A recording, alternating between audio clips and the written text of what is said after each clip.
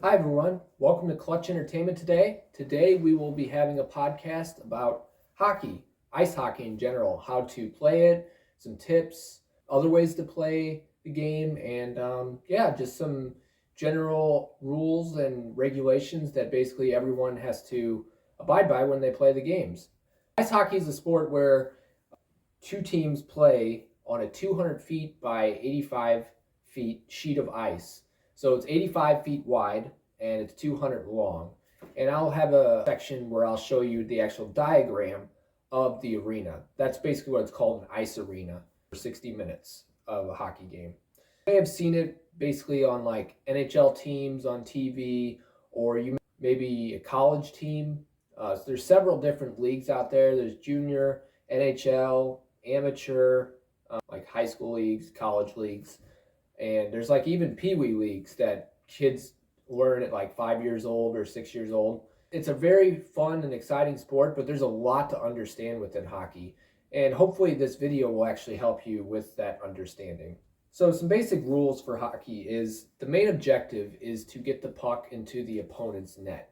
So there's two teams, there's three forwards, two defensemen, and one goalie on each team, and they position themselves to try to move the puck, which a puck is right here, and it's about 6 ounces in weight, and it's about 3 inches wide and about 1 inch thick or so. So that's basically what they use to push it. It's made of like a hard rubber, and they use sticks. These are just like small sticks. That is a good example, which basically these sticks here, this is a left-handed stick. The curve of the blade goes up and to the right. So that makes you a left-handed player. And then this is a right-handed stick. So the curve goes up and to the left. So right-handed players use this. So you're either left-handed or right-handed. So the best way to tell if you're left-handed or right-handed, you just pick up a stick, whatever hand goes on the bottom, that's what hand you are. So the bottom hand determines what stick position you play. And you'd hold it like this, basically. The objective is to move the puck into the opposing net. So you have to get past all their forwards, defensemen, and goalie. The three forwards, two defensemen, one goalie. You use the stick and the puck, and there's markings on the ice arena. There's two goals. So one on your side and one on the other side. So you have to attack their goal and defend on your side. So those are some just like basic things about hockey. The net is 6 feet by 4 feet wide, and the opening is 72 inches wide by 48 inches tall, and it goes 44 inches into the net. So that's the depth of the net, how deep it goes into. So those are all the basic starting points for hockey. Basically, the two teams, 6 pucks, goals, forwards, defensemen, and goalies. So some tips I have for you on the sport. There's some ways to get accustomed. The best way to get accustomed, most importantly out of everything you do, is to skate. And if you skate, you can either do stuff like rollerblade, you can go to the local ice rink and just practice ice skating. I would say skating is probably the number one important thing to get you into the game of hockey, because that's pretty much everything in hockey. If you can't skate, then you can't go anywhere. So I would say the next thing to practice would be your stick handling. So stick handling is more of like moving the puck back and forth like this. So when you move it back and forth, that's called stick handling. You don't have to do anything fancy, like any fancy deeks where you go woo around somebody or something like that. It's more of you're just moving back and forth, back and forth. That's a way to get started with your hand-eye coordination to get you better at that. And then there's your shooting practice. So you'll want to practice shooting. There's 4 types of shots. A shot where you just put it on the heel of the stick and roll it off and shoot. There is the snap shot where you just quickly shoot the puck like that. There's a slap shot where you wind up, where you probably see most people do, and then take the shot.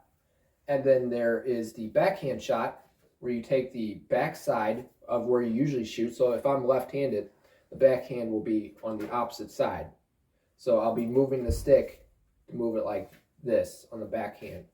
Now, I don't have much space here, but that's pretty much what you do for the backhand shot. And depending on the situation, each shot has a different purpose. So like I said before, the wrist shot is more of an accuracy shot. You'll tend to aim with it, and then you'll shoot. A snapshot is just to get a quick shot on net. You just want to snap it, basically, with your wrist. So your wrist controls how fast your stick goes. Then the backhand's more of like, pushes it up in the air better. Like, it's easier to elevate it when it's on your backhand. And then the slap shot is a power shot. You want to shoot as hard as you can to score on the goalie. It's mostly for if you're from farther away out, you want to do something like the slap shot. So those different ways to shoot definitely help, and you have to figure out which one to use in each situation depending on what defender is on you, who's coming at you, all those different things. The next thing is positioning. So like I said before, there's 3 forwards and 2 defensemen. So typically you have 3 forwards up near the front, and then you have the 2 defensemen in the back. The 3 forwards take the puck and they try to push the attack. The 2 defensemen typically stay back on the play. They typically stay at what they call the blue line, which I'll demonstrate later on the sheet that I show you with the rink arena dimensions and all that. But the defensemen tend to hang back. They don't skate as much as a forward. And if you wanted to get like into a certain position, the defensemen have to mainly stay at home, basically. So they're the ones that are like the guards. If you call them like in a war, they would be like the guardsmen of the castle. And the king would be the goalie, basically. And the soldiers, or the front men, you know, the army men, they would be the forwards if you compare it to like a war. That's the positioning of the forwards and defensemen. Now there's different infractions when you play hockey. Each play starts off with a face-off. There's face-off dots. There's 2 in your own zone. There's 1 in the center ice position, and then there's 2 in the opposing zone. So face-offs are determined by different infractions. So some of the infractions are stuff like offsides, icing, hand pass, and hit with a high stick. The offsides is when the puck goes in the zone past the blue line, which I'll demonstrate later on that diagram again. Before it goes onto the blue line, that is when it's offside. So say, for example, skater A is skating into the zone and he goes in before skater B and the puck come into the zone, the opposing zone. That would mean that skater B is not going to come in onside. The skater A is making them offside. So the next thing would be icing. So icing is when the opposing team shoots the puck all the way down from one end to the other. And the defending team, if they skate to that puck first before the opposing team does, then that's determined it's an icing. And the face-off, which I was describing before, where they take the puck and they drop it in the face-off dots, goes all the way back to the other end. And then they do another face-off in the opposing zone because they shot it all the way down. Now, the only time where an icing isn't called is when they're on a penalty kill. So penalty, I'll go into penalties in a moment, but a penalty is when the opposing team does an infraction of a penalty. So you can do stuff like slashing, hooking, tripping, cross-checking, roughing, fighting, delay game, holding, illegal equipment, illegal check to the head, boarding, high sticking. And all those things are different levels. So 5-minute majors are more of like serious penalties, like intentional. So major penalties are intent to injure, like an illegal check to the head or a fighting penalty or like a boarding call where you come up behind someone and hit them. Those are all intentional penalties. So like there's also something called a double minor. A double minor penalty is 2 2-minute penalties in one. That's typically when you say a player does a high stick and they draw blood. But a minor penalty is something simple as like high sticking, tripping.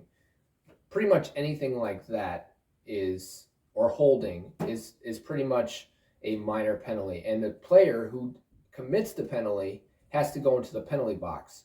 So it makes the five players on 4 players instead of 5 on 5 like it normally is. So the player has to sit in the box for that allotted time. Now, if the opposing team scores, then that player can come out of the penalty box and then they can start playing again, basically. But there's a 2-minute time limit. So if the time limit goes up, he can also come out of the box. And that the max amount of players in the penalty box is no limit, but the minimum amount of players you can have on the ice is 3 players and 1 goalie. So a total of 4, I would say. But you can have a situation where there's 5 players and there's only 3, and then there's a situation where there's 4 players and there's 3.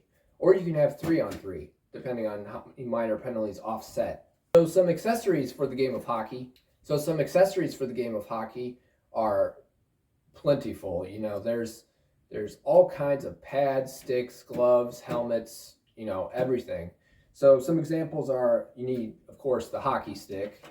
You need the shoulder pads, elbow pads, shin pad, hockey pants, which are like a protective pants, some skates, a helmet, jersey like what I'm wearing here because I'm a Blues fan. So, and then I need some hockey socks. Wrist guards are optional, so it's like a skate doesn't cut your wrist or something if you're playing contact hockey. And neck guard's good to protect the neck because there's not really much protection there. So basically having all that equipment is good for the ice hockey aspect of the game, and it's required for pretty much all contact part of hockey. As far as the ice skates come, choosing a skate is mostly about your shoe size.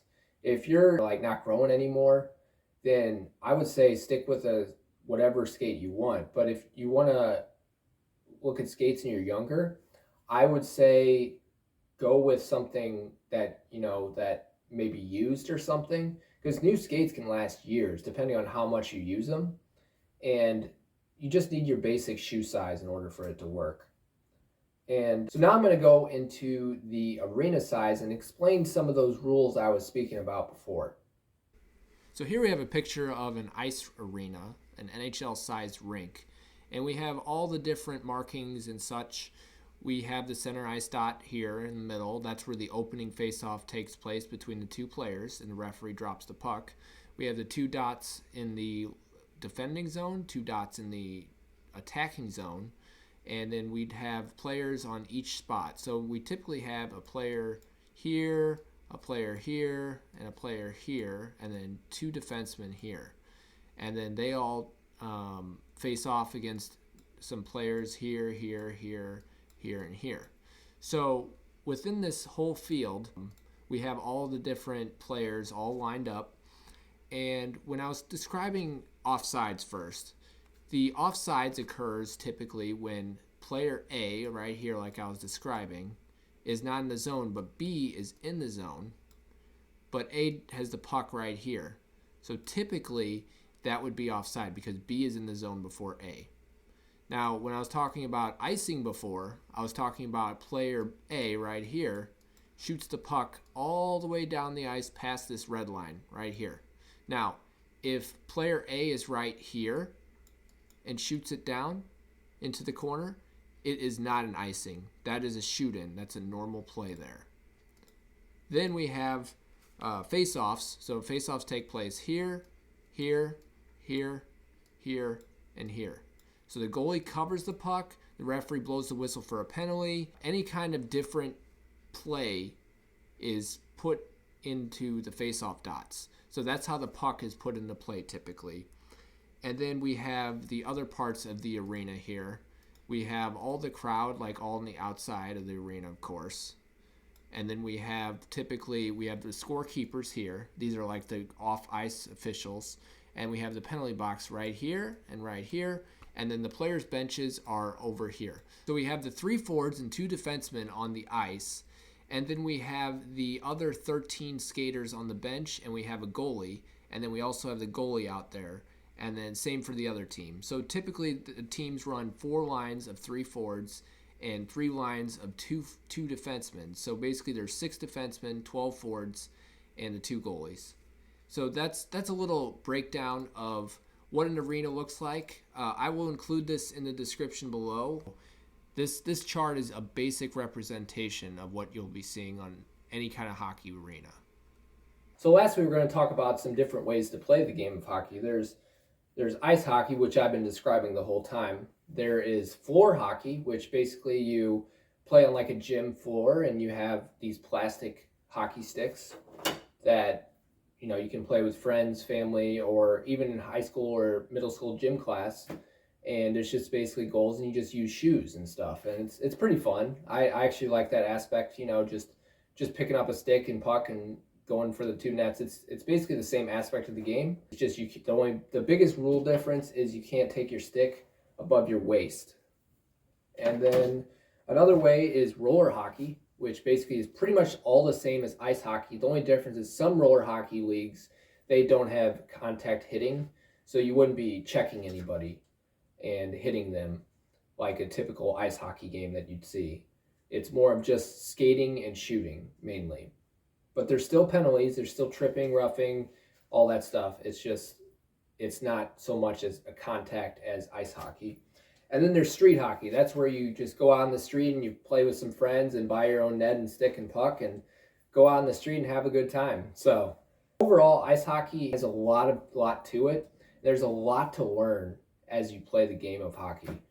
There's so many aspects of it. There's a lot to understand. The best way to understand it is probably to watch an NHL game. Announcers tend to describe a lot of what's going on in the play, and they explain the rules. So if you want like access to the actual rule book for like NHL, I can link in the description below, and I could give you I'll give you a few other links from the podcast today.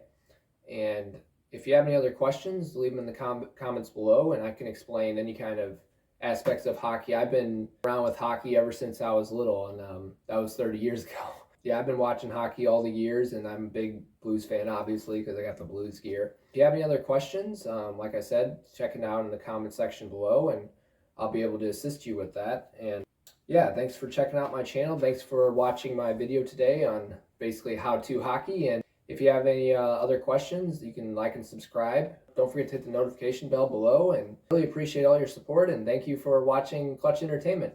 Have a great day.